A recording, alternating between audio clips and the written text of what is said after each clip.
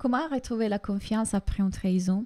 Je vais t'expliquer exactement ce qui se passe dans ton cerveau dans cette vidéo pour que tu comprennes comment est-ce que tu peux reprogrammer et changer ces systèmes d'alarme qui se sont créés suite à cet événement douloureux. Je suis Claudia Natella, je suis coach en relation, je suis coach pour les personnes qui ont de l'anxiété relationnelle. Et ici, du coup, je vais te parler de comment reprendre confiance après une trahison. Donc, la première chose que je veux que tu comprennes, c'est comment est-ce que le cerveau fonctionne. Parce que quand tu comprends comment est-ce que cette machine qui est à l'intérieur de notre cerveau fonctionne, le mental, tu vas aussi commencer à devenir observatrice de tes mécanismes de défense. Et là, on peut les démorcer. Donc, le cerveau, lorsqu'on vit un événement douloureux ou en tout cas quelque chose qui a été un événement qui a envoyé ton système nerveux en réaction, donc trop soudain, trop vite, trop important pour ton système pour le gérer. Il enregistre ceci en danger. Donc, imagine toucher du feu. La première fois qu'un bébé touche du feu, en tout cas intègre que le feu le brûle, à partir de ce moment-là, le cerveau va dire à chaque fois qu'il y a du feu, on se garde loin du feu, on ne le touche pas. C'est ton système du cerveau pour nous garder en survie.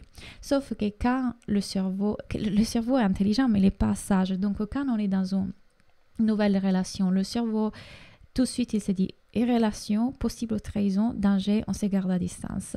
Donc, c'est pour ça qu'après une trahison, tu vas quelque part toujours être en alarme parce que c'est comme si le cerveau détectait on est trop proche du feu, on pourrait se brûler.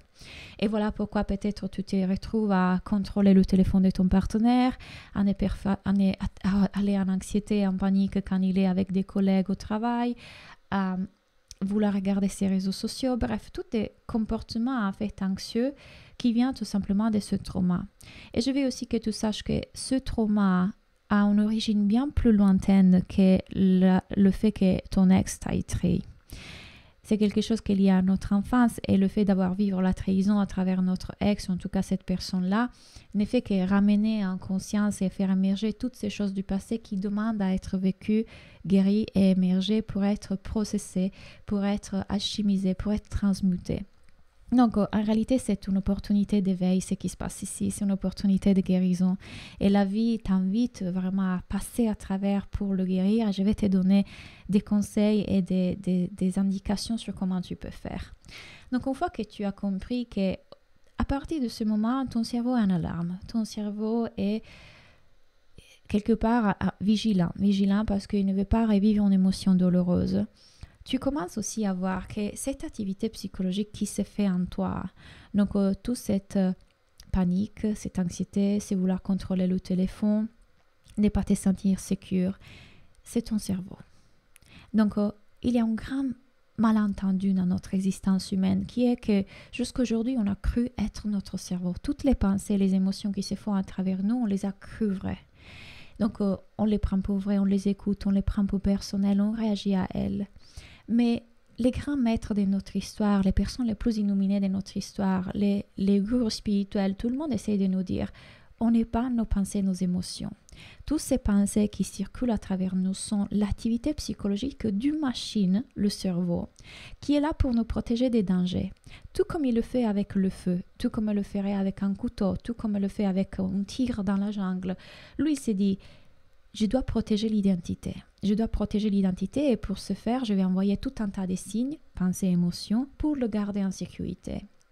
Le fait est que, comme je vous disais, la société dans laquelle on vit aujourd'hui n'est plus la société dangereuse de quand on était dans la jungle à échapper d'un tigre. Donc, le cerveau encore, il n'a pas cette capacité d'intégrer dans le fait que quelqu'un puisse me trahir. Je ne vais pas mourir. Je ne vais pas mourir. Et donc, pour lui, par contre, c'est comme si c'était vrai. Et donc, plus nous, on commence à pratiquer le fait que pensées et émotions sont seulement l'alarme du cerveau et que nous ne sommes pas nos pensées, nos émotions, on commence à se distancier de cette activité qui se fait en nous.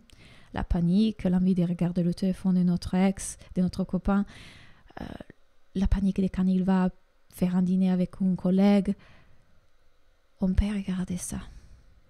On le sent dans le corps, on sent la panique, les pensées, le manque de confiance et on devient observatrice de ça.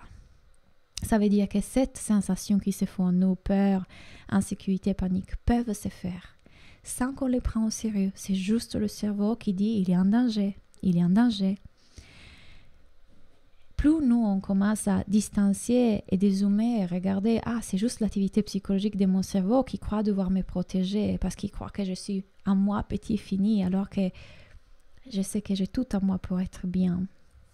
Plus petit à petit, ce cerveau comprend que c'est inutile de nous envoyer ce signe.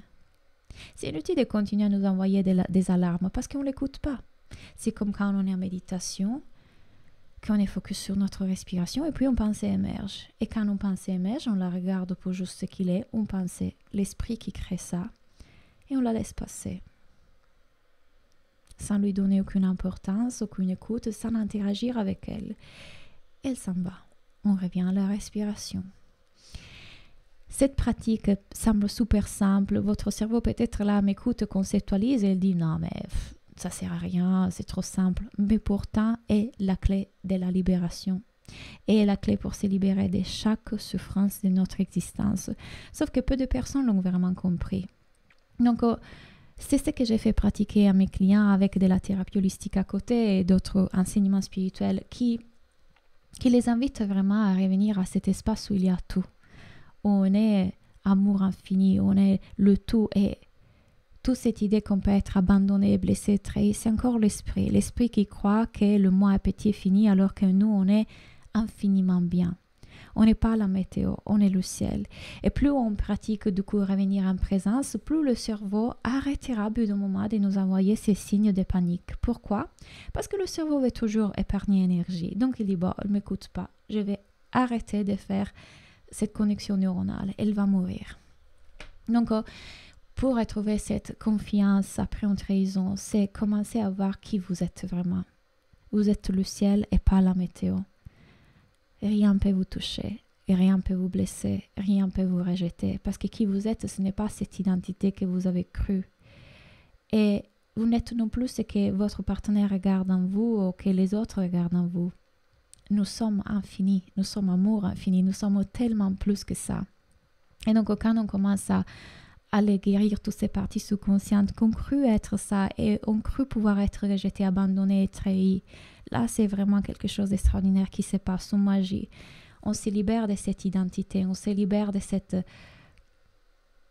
peur et croyance qu'on peut être blessé. Parce qu'il n'y a jamais eu un moi qui peut être blessé. On était la conscience qui regarde les pensées. On était l'univers entier. Et on l'a oublié. Donc, si vous désirez faire ce travail de libération, si vous avez compris vers où regarder vraiment pour retrouver foi complète en la vie et sérénité et amour vraiment en vous, venez dans le chemin du cœur ou contactez-moi en privé. Toutes les informations sont ici. J'espère que cette vidéo vous a ramené un peu plus proche de cet amour et cette force infinie qui est en vous. Et je vous souhaite une prochaine fois. Je vous souhaite une bonne soirée et une prochaine fois. Bye.